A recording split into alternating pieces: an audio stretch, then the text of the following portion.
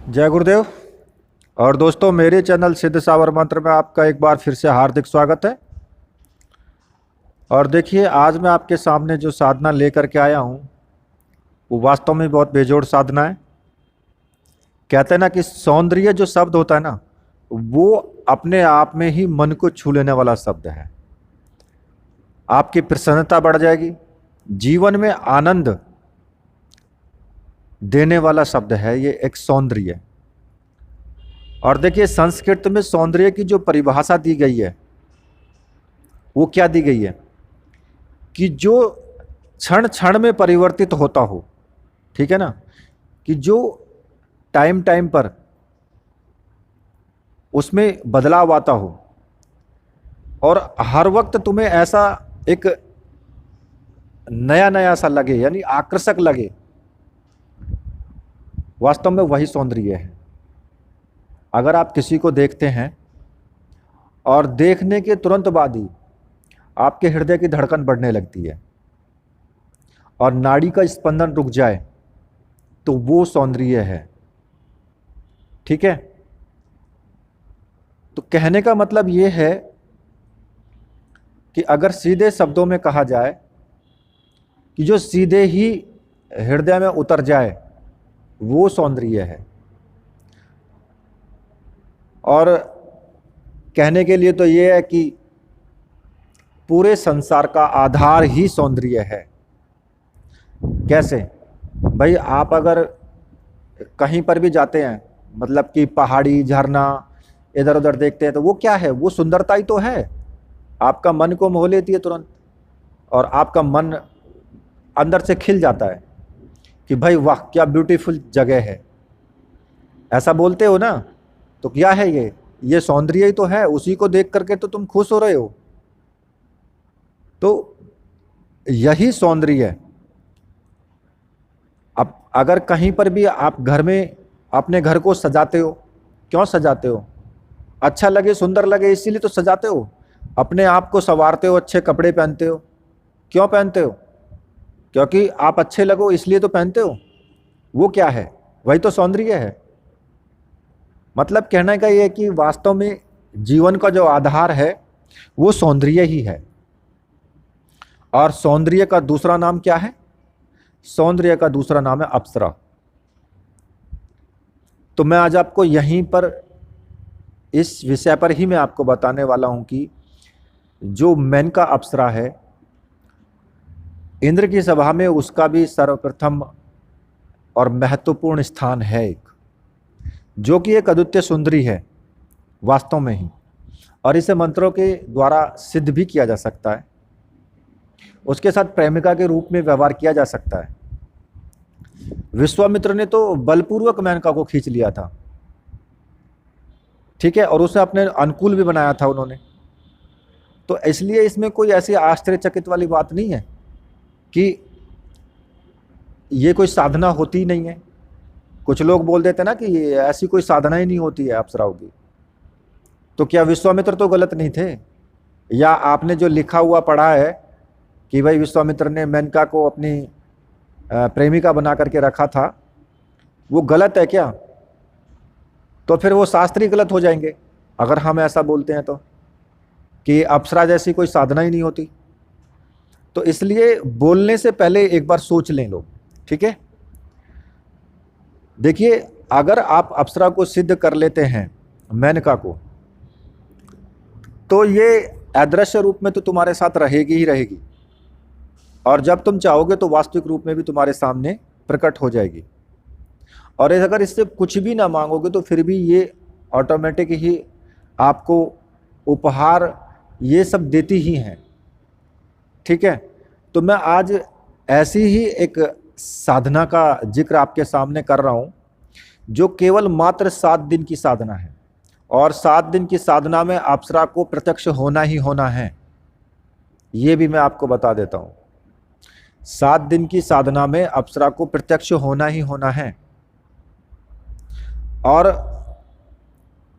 इसमें आपको 51 माला मंत्र आपको जाप डेली करना पड़ेगा, ठीक है।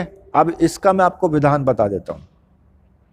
या तो किसी भी शुक्रवार की रात्रि से करें, ठीक है, रात्रि 9 बजे के बाद या फिर होली के जो अष्टक आ रखे हैं, जिन्हें होलाष्टक बोलते हैं, उसमें भी आप कर सकते हो इस साधना को, ठीक है। 7 दिन की साधना है और 8 दिन के होलाष्टक होते हैं, तो केवल आपको 7 दिन उसी में करने हैं। वहाँ उन दिनों में भी आप इस साधना को पूर्ण कर सकते हो।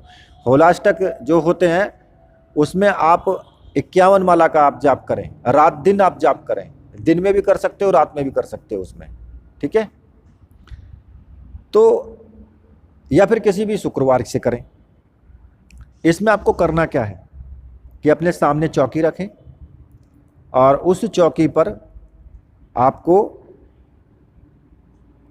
मेनका सिद्ध यंत्र आपको चाहिए, एक अप्सरा माला चाहिए और एक रक्षा माला चाहिए आपको, जो मंत्र सिद्ध और प्राण प्रतिष्ठा युक्त तो होनी चाहिए। और जिनको भी ये चाहिए, अगर ये सामग्री चाहिए तो मुझसे कांटेक्ट वो कर सकते हैं, वो प्रोवाइड करवा दी जाएगी सामग्री। उसके पास में 3 हकीक पत्थर आपको चाहिएंगे, ठीक है, और थोड़ा सा इत्र चाहिए। सबसे पहले आपको करना क्या है कि स्नान करके, ठीक है, केसर का तिलक कर लें आप, और फूलों का हार पहन करके, और अपने कपड़ों पर या जो भी अपने कपड़े पहने हैं पीले रंग के पहन लो, बहुत अच्छी बात है। उत्तर दिशा की ओर मुख करना करके आपको बैठना है, आसन पर आप बैठ जाएंगे। आसन आपका पीले रंग का होगा, एक दीपक लगा लें और सामने सुगंधित अगरबत्ती होनी जरूरी है।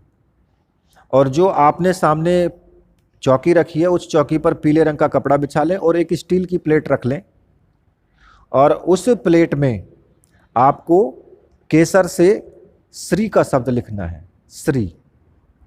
और उस श्री के शब्द के ऊपर आपको मेनका अप्सरा का जो यंत्र है, जो प्राण प्रतिष्ठा युक्त है, उसको स्थापित कर देना है, ठीक है।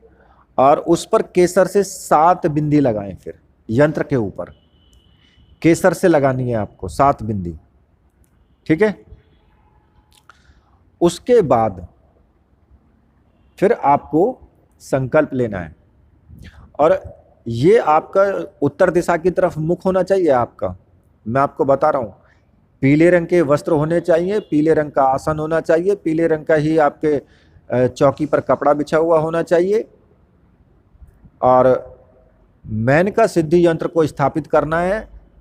स्टील की प्लेट होनी चाहिए, उसमें केसर से श्री का शब्द लिखें, और जो मेनका यंत्र है उसको स्थापित करें श्री के ऊपर, और पास में ही 3 हकीक पत्थर रख दें और इत्र रख दें।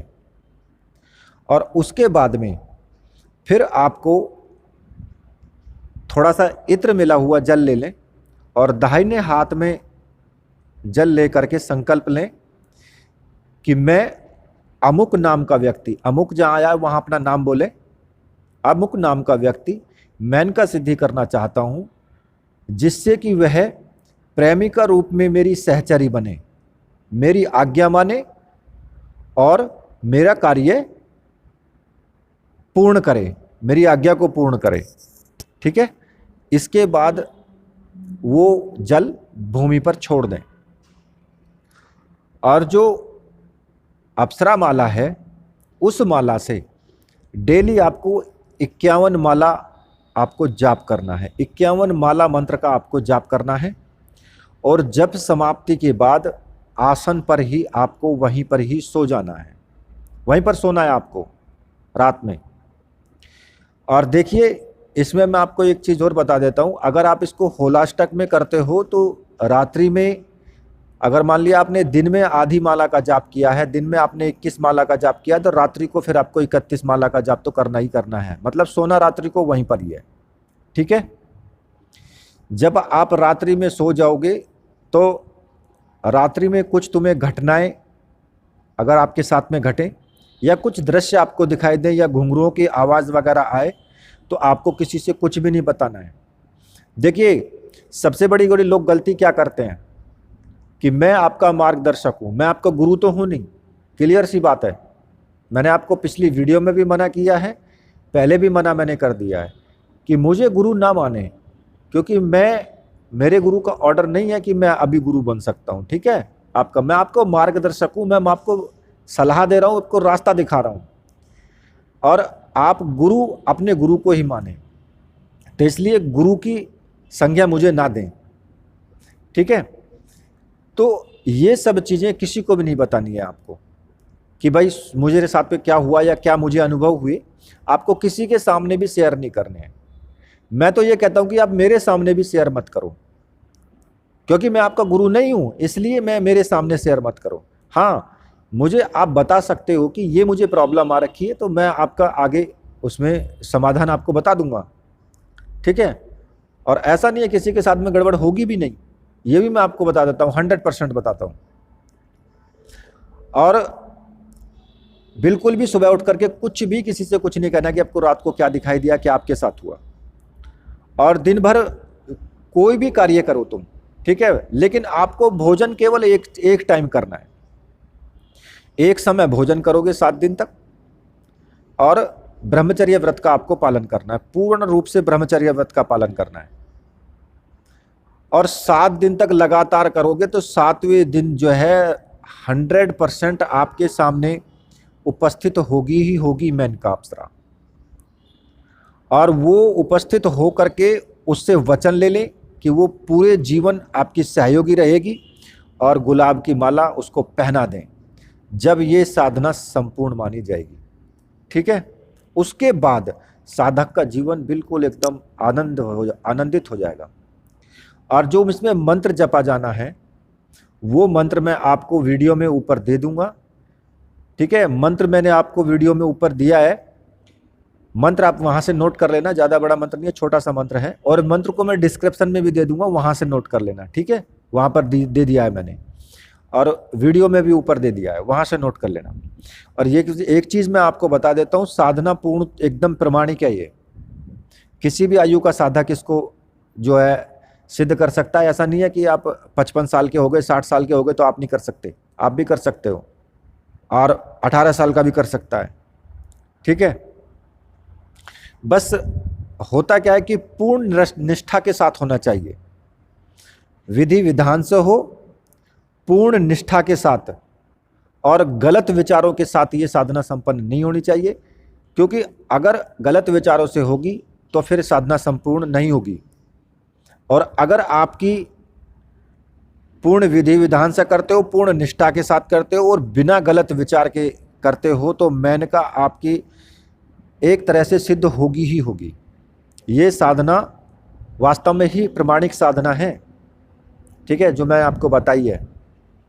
और ये साधना जिन भाइयों को भी करनी है वो करें। गुरु जो भी उनके हैं वही रहेंगे, या शिव को गुरु मान करके भी आप कर सकते हैं, ठीक है।